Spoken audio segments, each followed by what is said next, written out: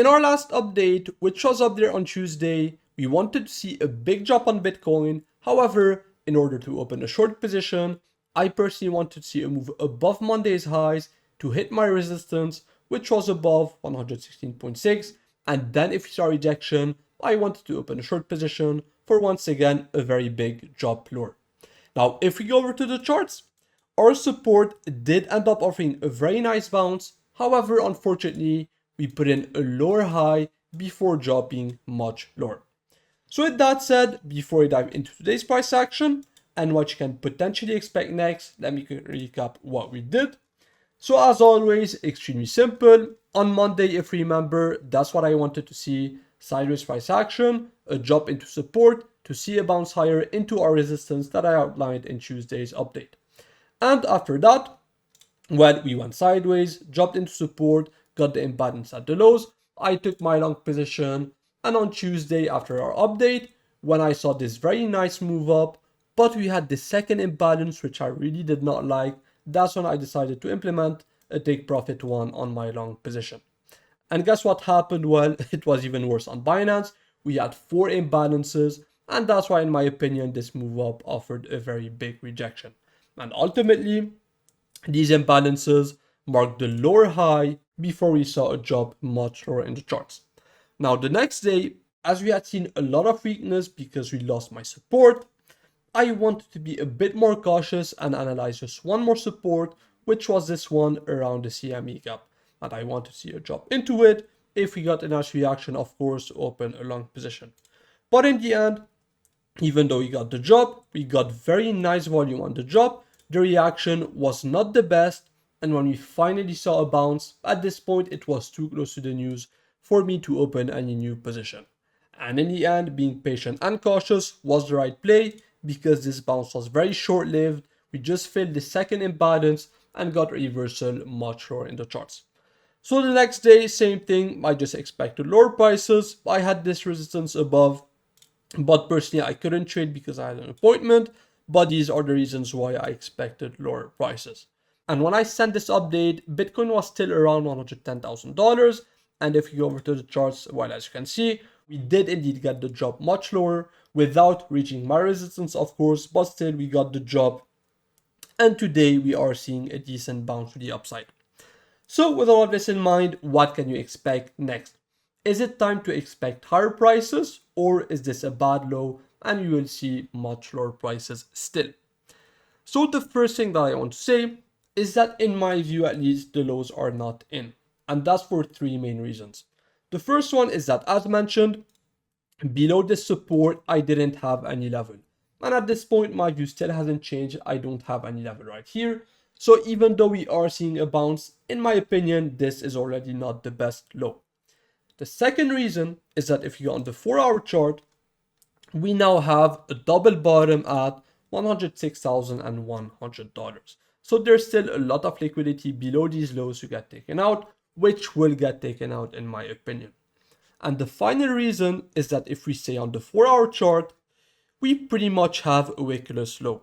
If you guys have been watching us for a while, you know that wickless highs and lows tend to get taken out. This one is not the best wickless low. We do have very small wicks, but in my opinion, these are not the best. And that's why, for these 3 main reasons, this is a very ugly low, in my opinion, that will get taken out at some point. It could be today, it could be next week. But with that said, how can you play around this bias? Well, on my chart right now, I have 2 resistance levels. The first one is very simple. If you go on the daily, we have a daily imbalance. So what I did is extremely simple. Just take the daily open because it's an imbalance. Go on the 12-hour, no confluence, 4-hour, no confluence, 1 hour. We have this nice candle. So I will take this one along with the open of this imbalance below. And on the 30 minutes, we have an order block right there. And finally, for one more confluence, if you take the volume profile of the downtrend, the point of control is also in this area. So as you can see, this resistance does look very interesting. And that's why personally, I woke up this morning around this candle. I saw this imbalance and I did take the short position because ultimately this is a very important resistance, once again, at least in my opinion. So right now I am in a short position, stop loss above this high. And then if we go back to the daily, same thing as we had last Friday, we have a wickless daily candle. If I give you a recap of what we had last Friday, let's take the open of the daily. What did we have? We had a wickless daily candle. Not a wickless, but we had a very small wick that I didn't like. And what I wanted to see was a deviation below the daily open to form a bigger wick than this one. And that's exactly what happened. We dropped below the daily open before seeing a bounce to the upside. So today, exact same logic. Where is it? Let me remove this. So we have a wickless daily candle and we have an important resistance right here. So with that said, now we have two ideal scenarios in my opinion. The first one is that this high holds, offers a drop to daily open, we get the deviation, and at this point, if we get a reaction done, I will be interested in a long position to see a reversal to the upside and hit this resistance around $112,800. Now the second scenario is that if we do indeed drop and we lose the daily open, so no good reaction, then personally I would simply like to see a bigger drop to take out this low, which is a very ugly one in my opinion, as just mentioned. And finally, of course, one more scenario that I wouldn't really like, but if we do indeed reverse from here and reach our resistance first, then in my opinion, that will offer a very easy short position, especially if we have a good reaction.